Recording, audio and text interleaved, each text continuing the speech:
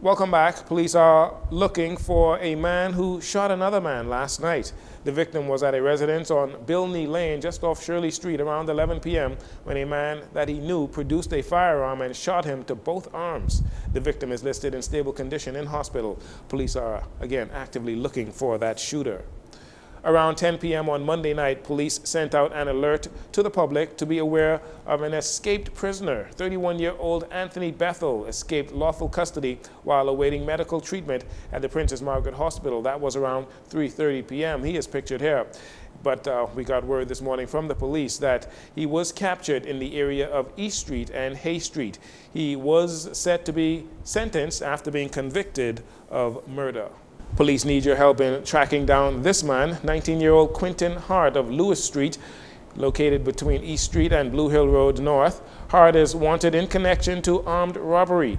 He is of dark brown complexion and slim build. You can contact CID at 502-9991 or 2, or you can remain anonymous by contacting Crime Stoppers 328-TIPS, 328-8477. There have been an alarming number of armed robberies in recent months, particularly carjackings, and the police want to get as many of the perpetrators off the streets as possible. And you are also reminded that harboring a wanted person can land you before the courts or in prison. Canadian businessman and former Lifer Key resident Peter Nygaard has been sentenced to 11 years in prison for sexually assaulting 4 women in Toronto. Nygaard, now 83 years old, is being accused of targeting young, vulnerable women, including many from the Bahamas, for sexual favors against their will. His legal problems began back in 2020 when he was arrested by the Southern District of New York, who filed documents alleging that Nygaard raped 10 women, 9 of them Bahamian women.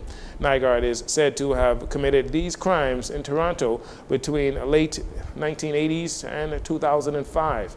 The Ontario Superior Court conducted a 6-week trial, during which time 5 complainants testified against Nygaard. In addition to his Toronto convictions, Nygaard faces charges in Manitoba, Quebec, and the United States, where he is accused of multiple offenses, including sex trafficking and racketeering.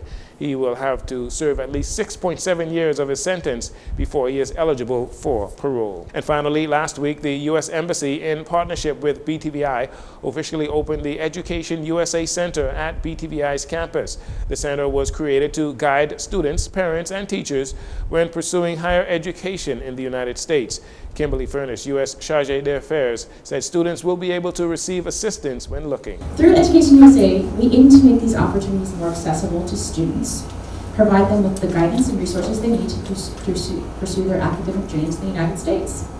Education USA is a global network of advising centers supported by the U.S. Department of State. Our mission is to promote U.S. higher education to students around the world by offering accurate, comprehensive, and current information about opportunities to study at accredited post-secondary institutions in the United States. The opening of this new office is a testament to our dedication to that mission.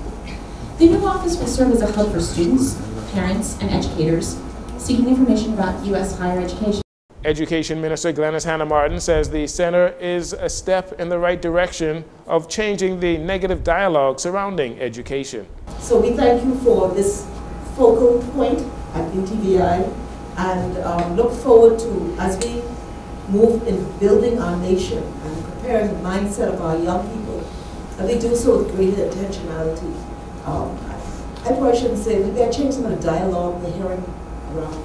You know, we have to put an atmosphere for our young people that is nurturing, stimulating, elevating, you know, the other stuff. We can't afford it. We're a developing nation, we can't afford it. So I thank you for the support you're giving to our young people through this office. And as our scholarships division is here, we will see how we can create greater partnerships moving forward. Dr. Linda Davis, president of BTVI, explains the partnership displays that the United States has confidence in the education sector here in the Bahamas. Today is yet another testament of the relations that persist between the United States and the Bahamas. The Bahamas Technical and Vocational Institute is honored to partner with the U.S. Embassy on this advising center, Education USA, here on our main campus. But it doesn't mean that it's exclusively our main campus.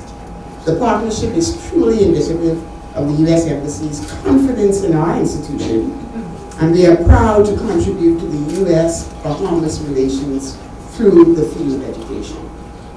I believe the opening of this Education USA Center is symbolic of the United States' commitment to assisting Bahamians with attaining quality education at U.S.